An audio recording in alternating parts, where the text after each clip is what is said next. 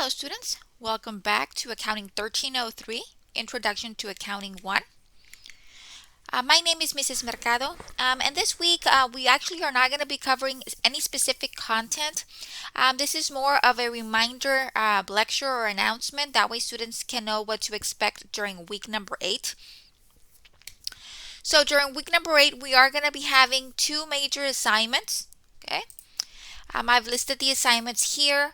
It is very important that you mark your calendars. You enter this information in your phone or in your agenda, whatever is it that you use to keep up with your important dates, because I don't grant extensions, okay? And I hear it all the time to where, Miss, I thought the test was going to be open till Sunday, or Miss, we need to be responsible. We need to view our syllabus. Everything is outlined in your syllabus, and I post plenty of announcements with the due dates. So it is the student's responsibility to keep up with those deadlines. So I am reiterating the importance of deadlines. You have your test number 2 over chapters 5 and 6. That test is going to be available starting on Monday, October the 12th at 8 a.m. all the way through Thursday, October the 15th at 11 p.m. So you have 4 days to complete your test. Okay, only 4 days. So during those 4 days, you will need to strategize as to what days, what time you're going to be taking your test. Remember, schedule enough time to where you can use both attempts provided. If you don't score well on the first attempt, you can take the second attempt. Okay, so organize your week so you can have enough time to complete both attempts. Okay, after you finish your test, you can begin working on the comprehensive problem. Okay, and why do I say after? Okay, my priority is that the test gets completed first, because you only have 4 days to complete the test. You have limited time for your test. For your comprehensive problem, you have the entire week from Monday through Sunday. So I recommend that first you take the test, either 1 attempt or 2 attempts, depends on how many times you want to take it. Once you're done with your test, then you begin working on your comprehensive problem that deals with the accounting cycle. The comprehensive problem is available all week, and it's going to be due on Sunday, October the 18th at 11 p.m. Okay. Now the test is worth 125 points. The comprehensive problem is worth 75 points. So this is a very important week, because if you add the total for the 2 assignments, that's 200 points that you can earn this week. Okay. Now I want to remind all students that I do provide you with 2 attempts for each of the above assignments. Okay. The highest grade is the grade that is retained. I highly encourage that all students, that if you do not earn a 70% or greater on your first attempt, you utilize the second attempt provided to try and improve your grade. So if you got a 50 on the first try, don't settle for a 50. Go back, review your work, see what you are not understanding, practice it, prepare, and take it that second time. I want to be very clear that I don't provide every semester. I have students come to me the last week of the semester. Miss, I'm failing your class. What can I do to make up or bring up my grade? My answer is, at that point, you cannot do anything. Okay? Because I've given you all of the opportunities and you did not take advantage. What happens is I go back and I start reviewing the students' assignments. Okay? They failed their test, they failed their homework, and guess what? They only tried once. Okay? And I do give you 2 tries. So if you didn't take the time or the initiative to utilize the second attempt to try to improve your grade, I'm not going to do anything for you at the end of the semester when you're failing my class. So it's very important that you take advantage of the opportunities that I'm giving you. Okay? Not all professors give 2 tries on a test. Okay? I'm being kind enough to give you that second opportunity so you can go back, revisit what you did right, what you did wrong, and attempt it again. And I always keep the highest grade. Okay? So take advantages of these opportunities as the semester progresses, because there is nothing that I'm going to do at the end of the semester. Okay? So that is basically the 2 assignments that are going to be going down this specific week. I'm going to jump over to Blackboard, and this is week number 8. That way you can see, I don't know if students are not going into their weekly modules. I don't understand what is it that it's going on the other side. But I usually tend to provide a lot of information for you, not only on the actual course content for that week, but I also post announcements and stuff of that nature. And still like that, students email me, Miss, I didn't know. Okay, so that only tells me that either you're not reading your syllabus, you're not logging into Blackboard, or I don't know what's happening. It is very important that you log into Blackboard, that you review all of the information being posted. Okay, so the review for the test was provided since week number 7.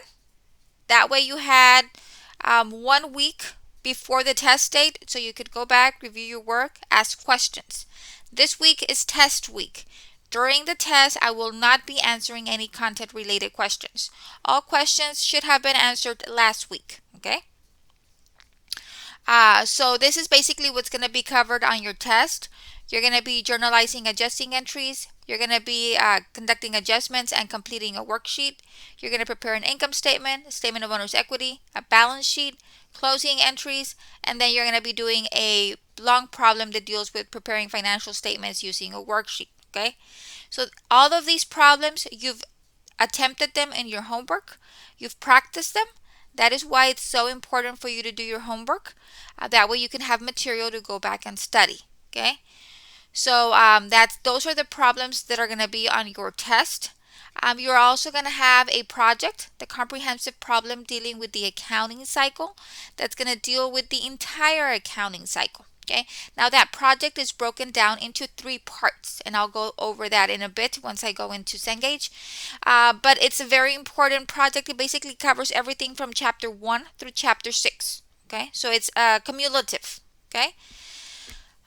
So you're going to enter transactions in a journal. You're going to transfer the information from your journal to your ledgers. You're going to prepare a trial balance. You're going to complete a worksheet. You're going to journalize adjusting entries. You're going to post the adjusting entries to the ledger. You're going to prepare your financial statements, which is your income statement, statement of owner's equity, and your balance sheet. You're going to journalize the closing entries. You're going to post the closing entries to the ledger. And then finally, you're going to prepare a post-closing trial balance. All of this is going to be on your project. Okay? Okay, so you've got 2 assignments, test number 2 and the project. So if you notice here on your links for Cengage, you've got your test and then you've got your projects, part A, B, and C. Okay, now for this project, you have to complete the project in the specific order. First, you have to complete part A. Once you're done completing part A, you need to move on to part B. You cannot complete part B without first completing part A. It is cumulative, so you need to do it in that specific order. You do part A, part B, and part C. Okay, so when you do part A, there's no prerequisites. When you do part B, the prerequisite is that you have already completed part A. If you haven't completed part A, you won't be able to access part B. Okay? When you're done with part B, you have to complete part C. You will not be able to complete part C unless you've completed part B. Okay? So that is how you have to structure or how you have to work the problem.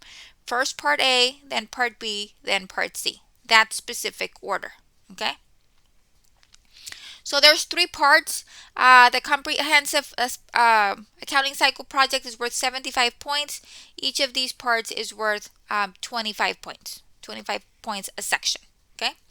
So that is what's going to be going on. Let me see if it will allow me to take me over there. Let me just give me a second.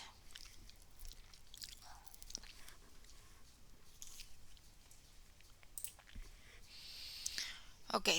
So let me see if it lets me preview it as a student. Let's see.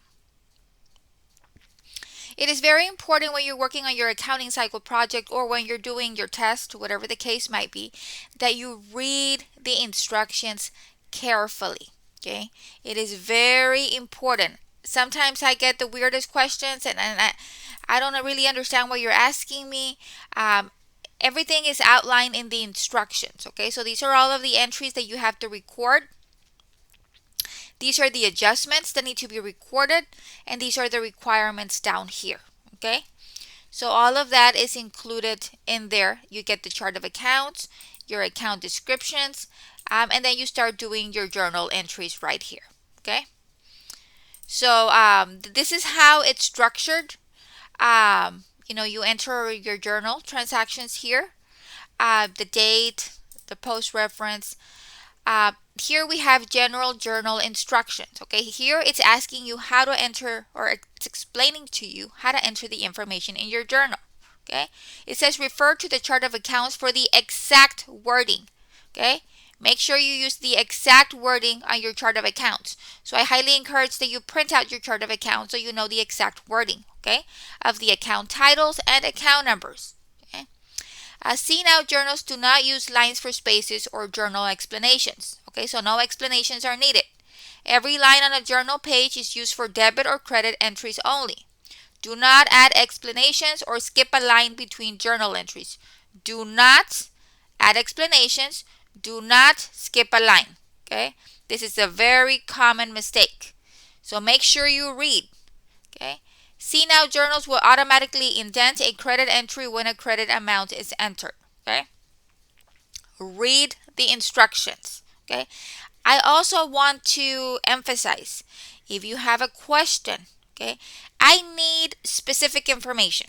I've had students say, Miss, I'm lost on this problem. Okay, you are lost where? What are you having issues with? Can you show me your work? I want to see what you're doing so I can review it and I can provide guidance. Me just getting an email message saying, Miss, I don't understand this problem is just very random.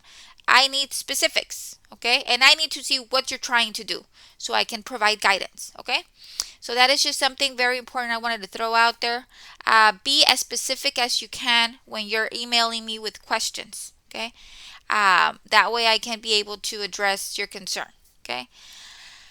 So that is basically it. This is the first part of the assignment. Once you're done with your journal, your ledger, and your worksheet, then you can move on to doing the second part, okay? You have 10 check my works for this part of the assignment.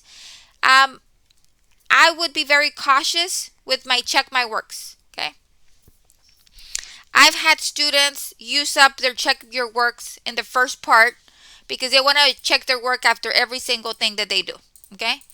I would not do that. My recommendation is, this is just my recommendation, is I work out the whole problem. My journal, my ledger, and my worksheet, okay? And then I check my work. And then I can go back and see everything that I did right and everything that I did wrong. Second, check my work, I go back and I revisit and correct everything that I did wrong, and I check my work again until you eventually eliminate all of your mistakes. If you do the first journal entry and you check my work, and then you do the second journal entry and you check my work, you're going to use up all of your check your works, and you're not going to have enough check your works, and then from that point forward, you don't know if you're doing it right or wrong. Okay? And then I am not going to be checking your work. That is why I gave you 10 check your works. So at that point, either you use your second attempt or you just go with it without having any check your works, okay? But I will not be checking students' work if you run out of check my works here in the system, okay? So it's just a matter of using these check my works cautiously so you can be able to take advantage of them, okay? So this is basically the first part, and then you'll go on to doing the second part and the third part. And then you'll be done. Now, the comprehensive accounting cycle project is long. It's 3 parts.